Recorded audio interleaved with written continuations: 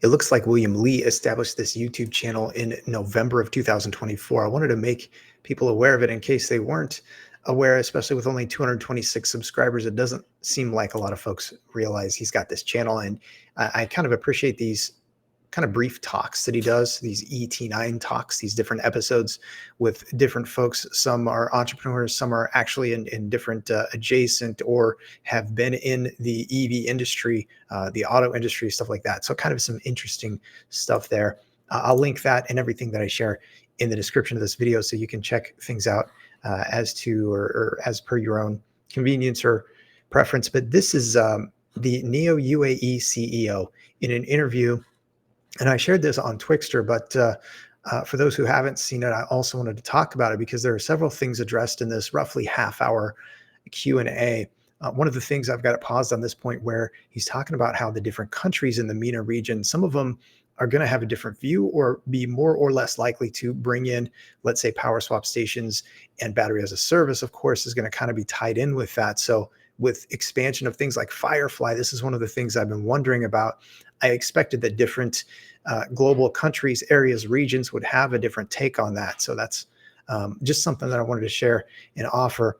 Also, another point I'll probably make here in just a minute, but I want to now move over and talk about Firefly with the expansion into 16 international markets this year. That was what the goal was sort of announced as from NIO. But this, as we scroll down to this part, the company has established sales and service networks in China, Norway, Germany, Netherlands, Sweden, Denmark, the UAE, Israel, and Azerbaijan. Now, those would make sense as countries for them to do the short-term expansion of Firefly into. Here's another thing that I'm thinking about is, where does NIO already have power swap stations? In other words, where they've already gotten through the regulatory framework and know kind of the time frames in case they need to build out Firefly power swap stations or do something in conjunction with CATL.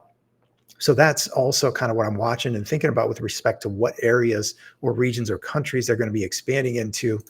Here's the other thing. This is flying under the radar. I haven't seen anyone talk about this, but NIO has this on their website as well. Global partnership and power up plan. This is where investors can actually partner with NIO and get positioned to do things like power swap stations. And I think virtual power plants is another potential play for investors across the globe.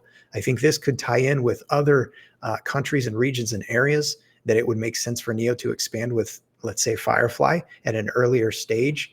And now back to this point, because within this interview, he also talked about the interest of different investors in the MENA region in partnering with NIO. And I think that's kind of a nod to this very thing that I'm referencing. And I do think we will see some surprise country expansion for NIO with the different sub-brands potentially, and maybe with NIO as well.